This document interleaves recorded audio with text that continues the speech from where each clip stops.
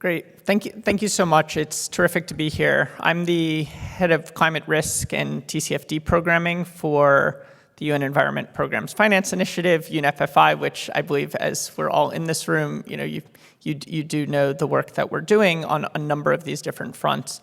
Before I call up the esteemed panelists that I'm fortunate to speak to, I wanted to just say a few words about some of the policy work that UNEP is doing. And I think this has been an area where we've seen so much interest and so much accelerating action, both on the part of supervisors, the part of governments, both national, international, and subnational, as well as interest from the financial sector to really understand how we get these levers in place that are going to create the right incentives, that are going to be the effective policies, developing those markets, developing the practices that will move us toward greater sustainability. And so one of the things that we've recently done is we've been working to consolidate some of the work that UNEP and its members do around policy so we can continue to speak not only with a louder voice, but also to engage in the right places. There's so many important international developments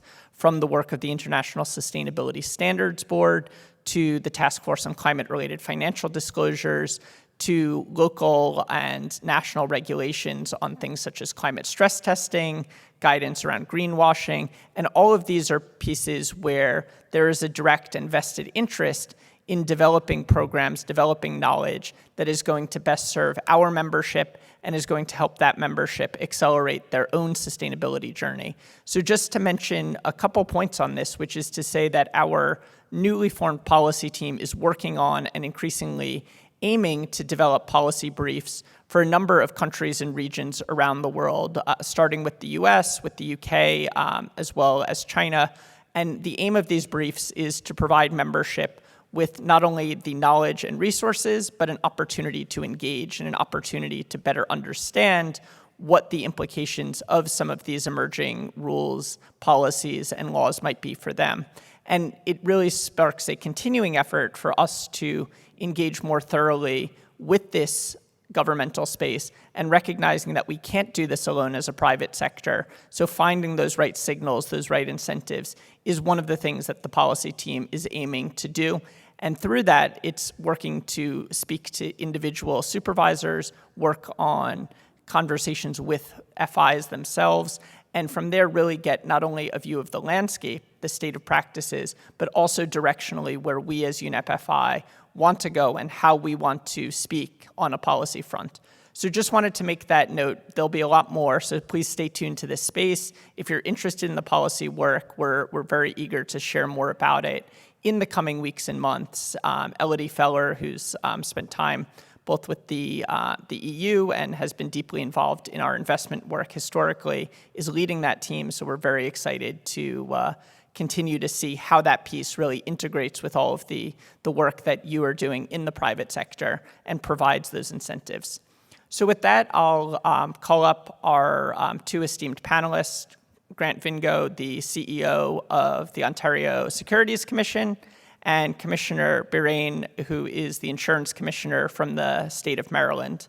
So I'll welcome them up and give them also the floor to speak for a few minutes about their work and how the supervision that they do focuses specifically on not only climate, but broader sustainability, and how these pieces really fit together in terms of the international landscape, as well as the local developments of which they're driving many of the important aspects of.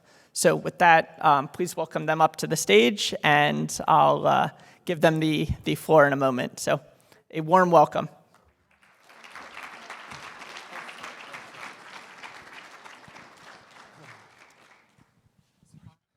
So with that, as I said, I'll hand off first to Grant and then to Commissioner Birain to speak a bit about their own work. And then just for the audience here, we have a few pre-existing questions to have a good discussion around some of the things that have been most timely and most topical to their work and in many cases to your work.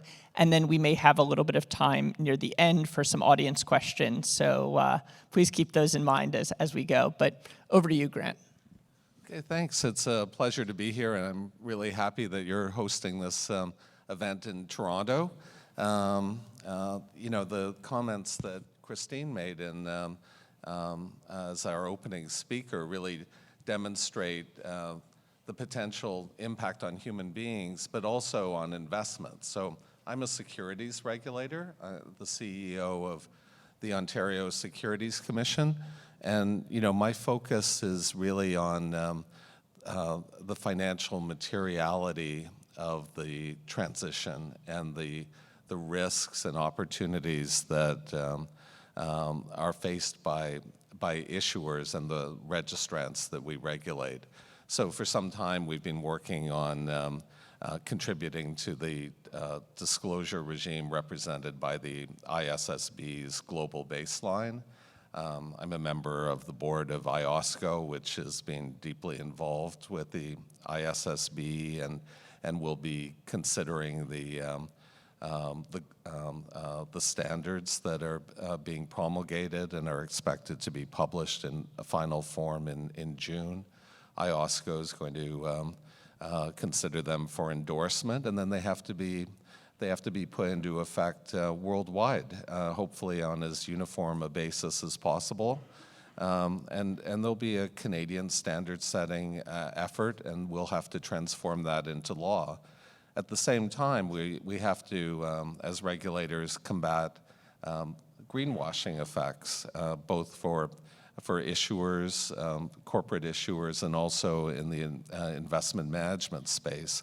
And we're spending a great deal of time poring through continuous disclosure prospectuses to weed out unfair claims and to ensure that investors have accurate information and not excessive claims. That'll be made easier with the global baseline once it's established, but it's something that we have to focus on now and will have a real impact. Beyond that, we have a remit to look at ESG ratings. Our financial rating structure doesn't really fit with ESG ratings, but increasingly ESG ratings are being used in decision making. We want to make sure they're free of conflicts, methodologies are well understood, there's increased transparency, and if people have a different secret sauce in developing their ratings, they're transparent and understood. So we're doing all of that as a disclosure-based regulator. We also have an interest in systemic regulation and registrants, and we coordinate very closely with banking and insurance regulators where the effects on their portfolios can be very tangible. So that would be my introduction. Super. Yeah, thank you so much, Grant. And over to you, Commissioner Burain.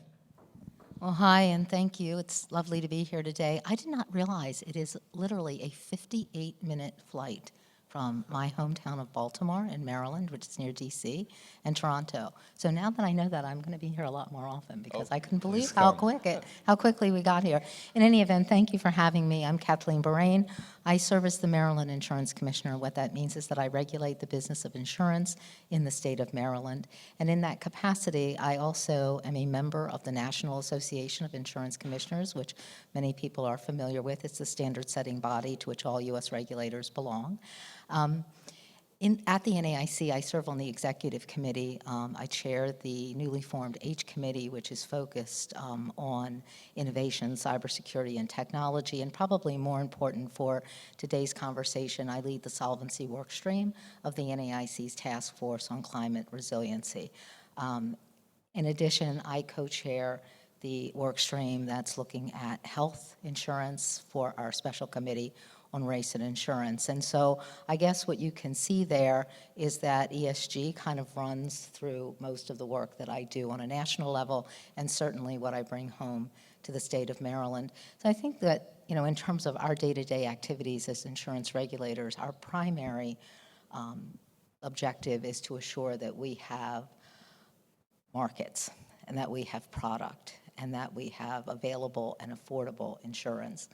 And that, because insurance is that last backstop, right? That is how we ultimately finance risk. So when we have conversations about risk mitigation, risk opportunity, et cetera, at the end of the day, risk has to be identified, it has to be mitigated, but ultimately it has to be financed.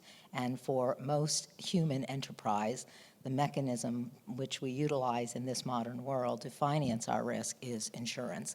And so insurers play a unique and critical role, and they do so on both sides of their balance sheets, right?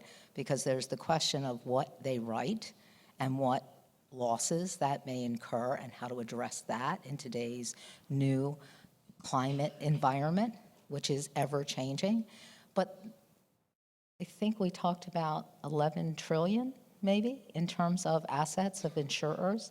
If we think about where insurers' assets are, if you want to know where the wealth of the world actually is, a big slug of it is in the insurance sector, right? Because of their reserving, et cetera. So from an investment standpoint, if we look at objectives and we think about, sort of what the Net Zero Alliance is doing from an investment standpoint, specifically with respect to insurance, insurers play a huge role in driving investment strategy. So as an insurance regulator, I am not regulating that strategy, and I am not regulating where money goes or what every company's risk appetite and strategy is.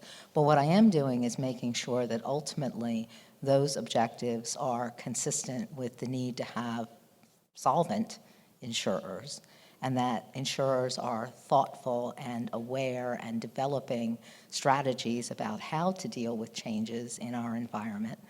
And the other thing that we are doing as regulators is that even when we don't have a regulatory remit, we have a bully pulpit. And we know that it is incredibly important that we talk about just transitions, and we talk about the people who are at the other end of each of the events that ultimately get insured. And so one of the things where the NAIC has been a real thought leader on is looking at what are the recommendations, and how do we partner with insurance companies? So even if we're not directing particular activities, how are we working and partnering with insurance companies to encourage them to, for example, invest in infrastructure, to enter into private-public partners. And then we drive those conversations in our state. So in the state of Maryland, for example, in addition to bringing home, the newly TCFD aligned disclosure form that we're now utilizing in Maryland as well, and in addition to bringing home, the enhanced questionnaires on relating to climate risk for financial issues as part of our examination process. We also sit on the Maryland Climate Control Commission, which is the body within Maryland that is getting us towards what are essentially aligned with the Paris Agreement, right? So insurance becomes an important part of that, both in terms of financing the risks that currently exist, but coming into partnership to make sure that they're the right products and to finance the resiliency efforts. So that's a little taste, I guess, of the insurance perspective. Super. Well, I think those two sets of remarks are a really great way to set the context, and in many ways, what we'll be talking about in the discussion, we'll delve a bit deeper into that. And the first place I think to go is back to risks, and really to ask both of you, for the entities that you supervise, how do you see climate and sustainability risks materializing, and how do these concerns impact the work that you're doing? So both speaking about from an individual but also systemic perspective for both securities and insurance. Well, I'll start, and it's quite clear that physical risks are immediately material.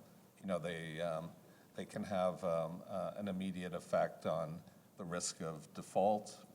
They can produce volatility as investors respond to those events. They're fundamental to the pricing of securities. And over time, those effects are going to become more immediate. Usually, people thinking about securities regulation, there's often a debate about short-termism and how the market responds to immediate events, 1 quarter or less than a quarter at a time.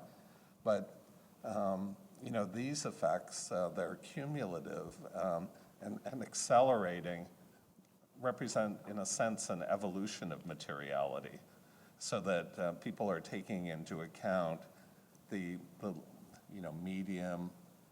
medium-term effects as well, as those medium-term effects are brought into immediacy through government regulation, the way governments worldwide are dealing with transition.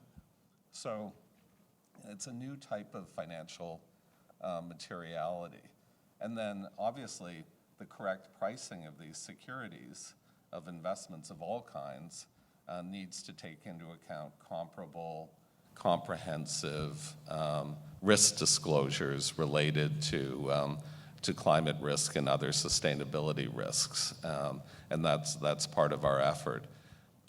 Other financial institutions, including banks, which are publicly traded companies, insurance companies that are publicly traded, and in the exempt market for private securities, they all have knock-on risks as a result of their portfolio investments, their lending activities, the insurance risk. And at the same time, there's a call by many members of the public to consider greater sustainability in overall financial activities. So that demand by citizens, that demand by governments, and the immediate physical risks and the longer-term transition risks are all incredibly relevant to the pricing of securities, and therefore the responsibility of securities regulators. Super, and maybe over to the commissioner to go a little bit deeper into something you had said in your introductory remarks about the fact that the modern world really is based, at least in terms of how it manages risk, on the insurance industry. And in a lot of ways, insurance has been a leader in some of the modeling, whether it's catastrophe modeling, whether it's the acquisition of data to understand how both climatic and other natural phenomena are taking place.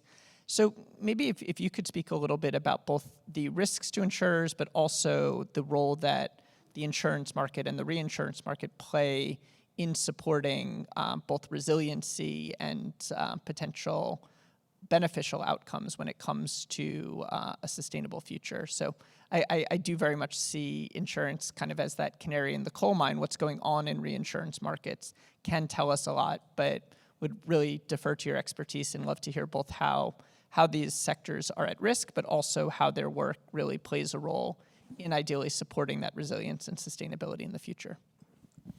Sure. So, I think much is true as what Grant just indicated. In the insurance sector, the world is changing, right? And so climate change is real, and it is driving losses. And we see huge change in the number of disasters and natural disasters in the U.S., and not only in terms of frequency and severity, but the prevalence of certain kinds, like intensive heat events that are becoming more common. And also areas, so the geographic regions that are impacted and impacted differently. I mean, it's snowing in Los Angeles, like for real. So as we look all across, and I see that as a micro sort of in my own state, right? So, you have cities that have been hit by 500-year events every other year for the past 4 years. Or you have areas of a city that have never flooded before that now flood 4 or 5 times a year. So as these changes are occurring, obviously there's the physical risk issue with insurance and its primary role of having to pay claims. So that's a concern. But a part of the concern along with that is the accuracy of models, because models are no longer as accurate as they were, and we need to model new things. So there's an entire, the center of excellence that the NAIC stood up with regard to modeling is also trying to help regulators stay abreast of modeling information as we look at carriers and, for example, their rate structures and where they write and where they won't write. So there's a huge data deficit and a need to evolve our data that is also very much at the heart of how we address physical risks in the states. Obviously, there's transition risk, and that's, again, on both sides of the balance sheet. So there are businesses and industries that are on the wane and those that are on the rise, and so that's risk and that's opportunity. But it's not, you can't flip a switch about this, right? Because we can't suddenly say we're not going to insure certain industries, because those industries exist and they're going to exist for longer periods of time. And if we don't insure them, who does that harm? Well, that harms the individuals who are at risk of injury or loss because of those activities. And it hurts government and therefore communities. So we have to think about what that right glide path is in terms of what we're insuring. And we cannot allow sort of sometimes regulatory zeal and passion about these issues to create an environment where there are industries that are put out of business, or there are people that are put out of business, or insurer issues that activities that are not being insured, because then that can create horrible harm for certain communities. And then the other side with investments, there you have risk around, what is the horizon? How do we assess what are the successful investments of the future? What is realistic there? What are we looking at? What's the data? But then also huge opportunity, right? Because we can think about, and the power of the purse for insurance companies is enormous, because it doesn't just mean let's divest ourselves. It's like, let's use the power of our shareholder position to transition certain businesses that we may be invested in into clean energy and into sustainable energy. So there are many ways in which the opposite of opportunity is risk reimagined, right? So then, if you look a little bit about the unique role that insurance companies can play with respect to resilience, it's along those same ideas. So how do we partner with communities to get the right products into those communities? How do we use parametrics? How do we use microinsurance? What are the areas where we really can get that product right to come in at certain points of time, whether it's with NGOs or small communities? If there's a disaster, the trigger in which insurance begins to pay. The other thing are private partnerships around grant money to make homes and businesses more resilient.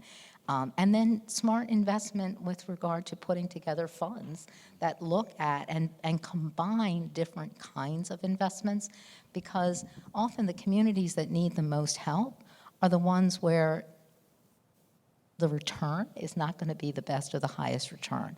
So that's two things. That's, first of all, do we always have to have the best and highest return? I know all the reinsurers in the room are having a collective gasp about, what their capital demands and wants, and levering capital in a way that rewards the greatest return. But think about what we're learning about ultimate investors and stakeholders, and what the statistics are, and what people want and expect. That, geez, people are really willing to give up a little bit of return if they know that the company they're investing in is doing what they consider to be the right thing and is aligned with their values. And so that value framework is really an interesting and important driver.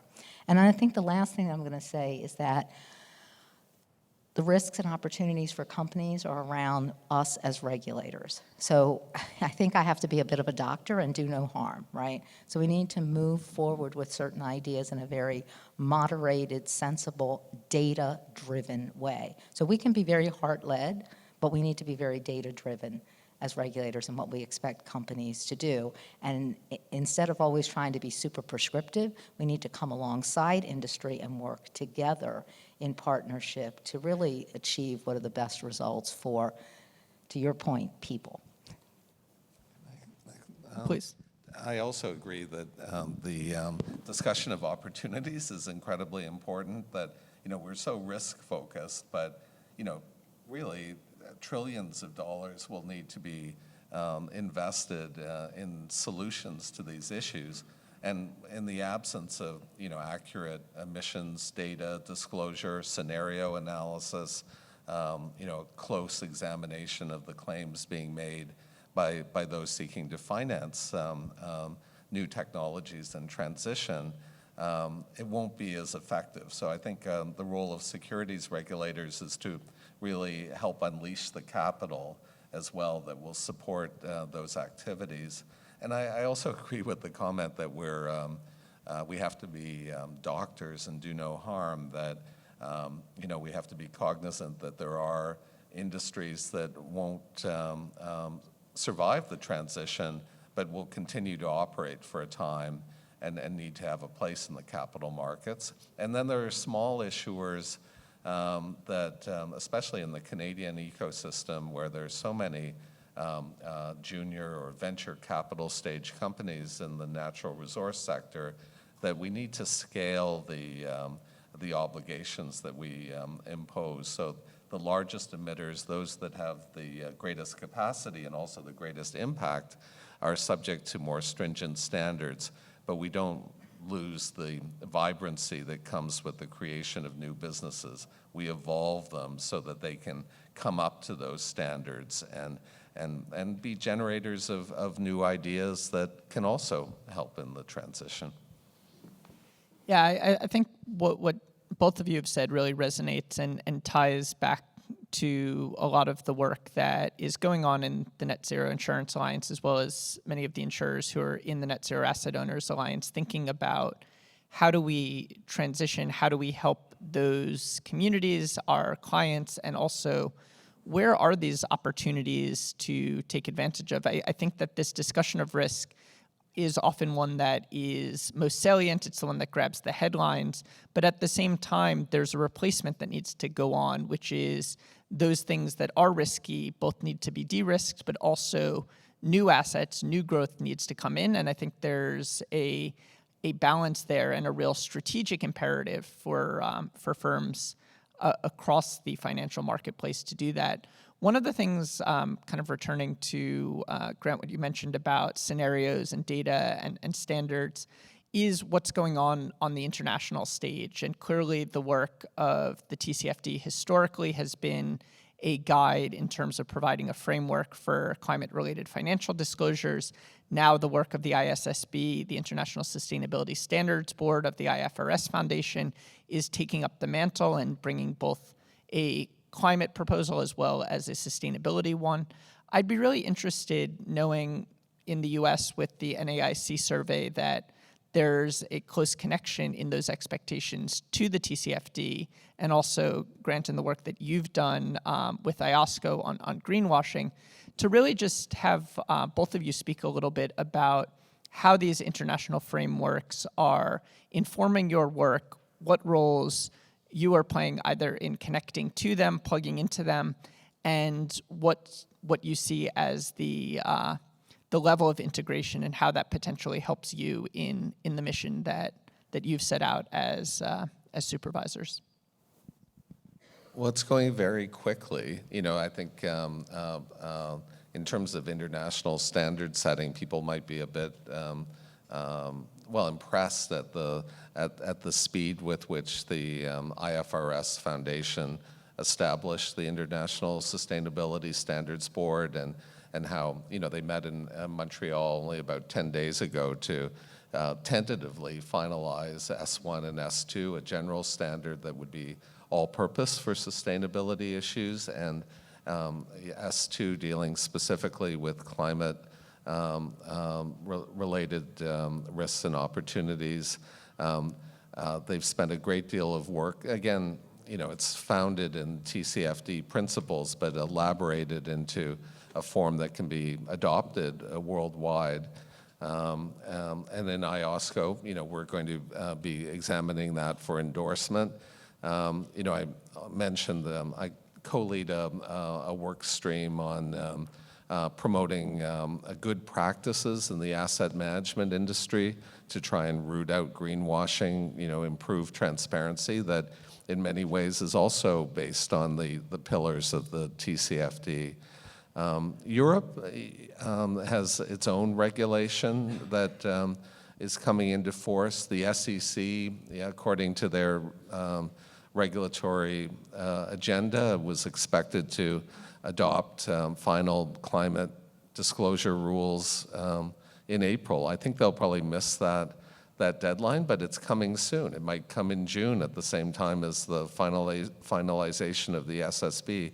There's a real risk of regulatory fragmentation which has occurred in other areas, and that would be really disappointing if the North America wasn't part of and operating jointly with the SSB and European and Asian approaches. So we all collectively have to guard against that fragmentation, push this agenda forward, both from a financial disclosure point of view, but for the good of all of us as citizens. I think that interoperability of all of the regimes and the effort to have international coherence is stronger than ever, but there are risks. And one of the risks as well is that with the zeal for standard setting and for uniformity, at the standards level, they may not be introducing enough flexibility to deal with smaller companies, entrepreneurial investments, early stage investing. So we've been urging proportionality as well, a realism in doing it. But we're hoping that's incorporated at the international baseline level so there won't be disparate solutions on a national basis. But I'm hoping the US and Canada will have a uniform view. I hope so too, and I think you're right about missing the April deadline. I think one of the things that came out of the SEC exposure of its proposed regulations is, again, the concept of what is data-driven.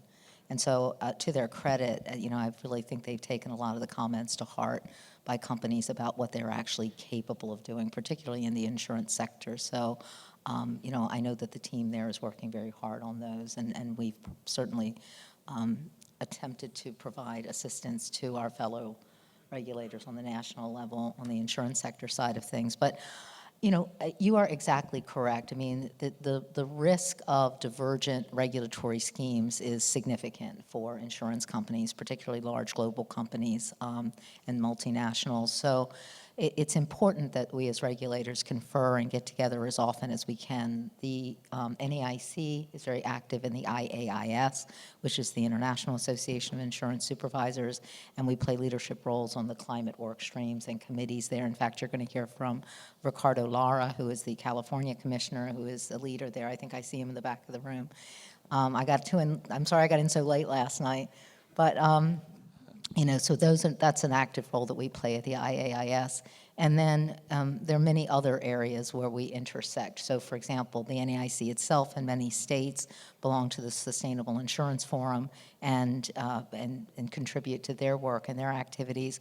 We also have many international dialogues, so it's really important to be able to step back in smaller, more intimate settings and really have conversations about areas of interest in common and to see where we can learn from each other, most importantly, but also where we can be consistent in our approaches. So an example of that is the EU-US Insurance Dialogue out of the U.S. Treasury Department, and there's a steering committee of 6 people. There are 2 NAIC commissioners. I'm one of them on the steering committee, and we set an agenda for the next 2 years about what we're going to dialogue about. And so for this past time, it's really been 2 of the work streams have been very focused on climate, both solvency issues and then resiliency and mitigation issues. So we will deliver that work product, the result of those dialogues and conversations, in June in the Seattle meeting. So we'll be able to talk about that and share. But the purpose of those dialogues is really to get the staffing level and our deputy levels in different jurisdictions to come together and say, well, this is what we're doing. Well, what are you doing? What are you seeing?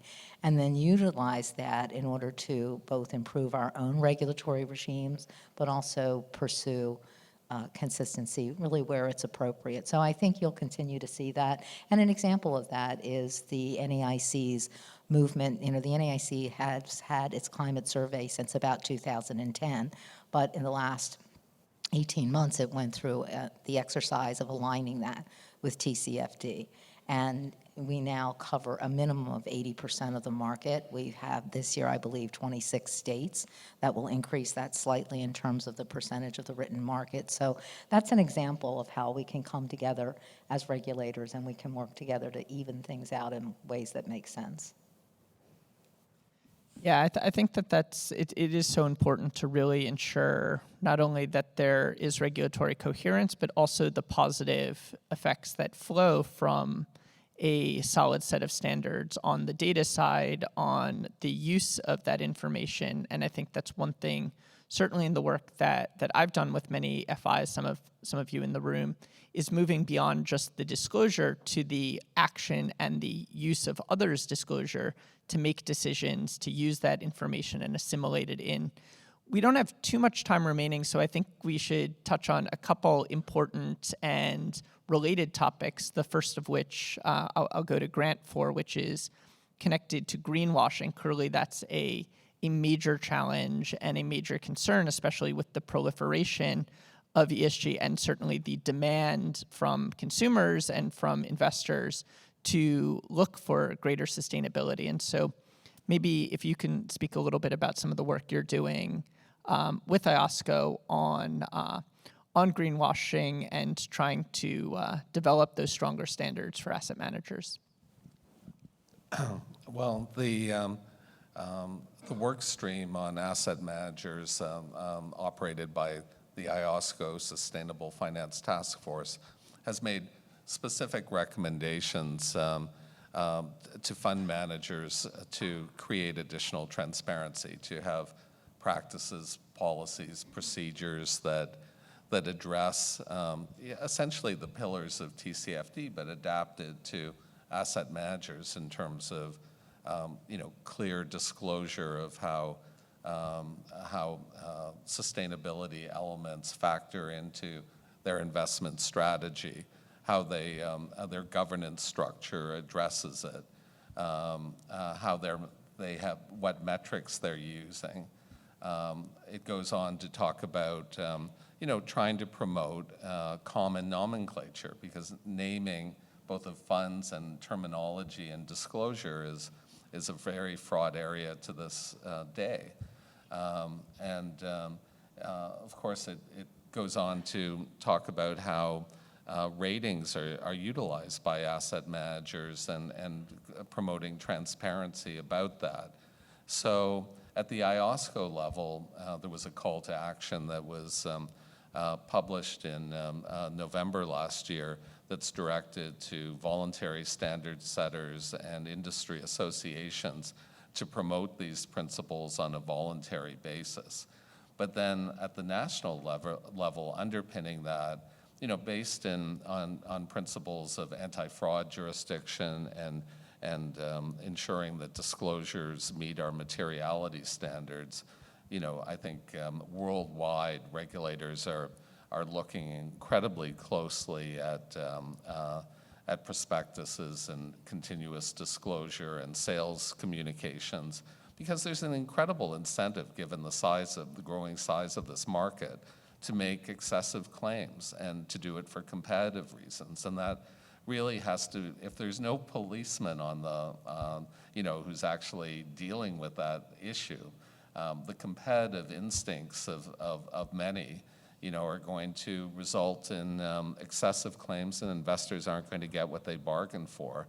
So between the voluntary framework being promoted by IOSCO and this national level effort that has resulted in the United States in enforcement actions, they're very significant against asset managers in a couple cases, and in Canada has resulted in extensive corrective disclosures to prospectuses and continuous disclosure sales material, all incredibly important.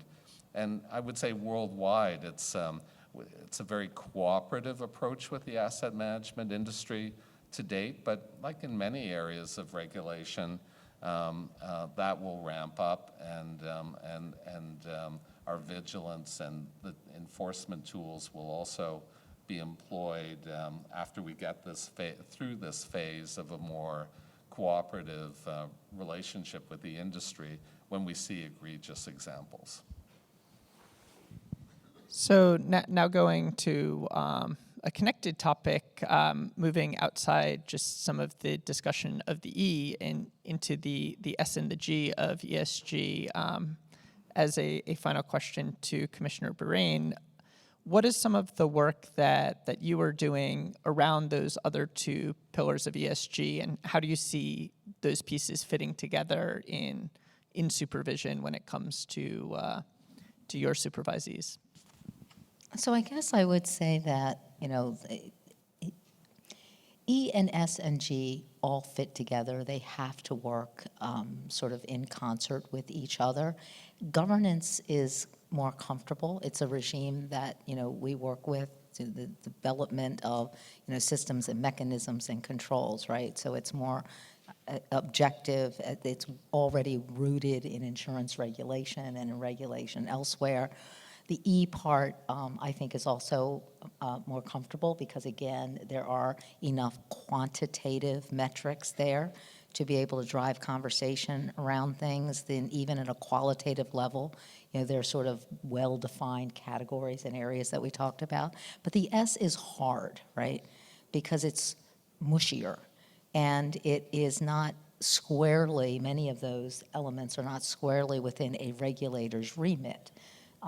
Companies are properly focused, and the insurance industry has been a leader in this, in DE&I initiatives.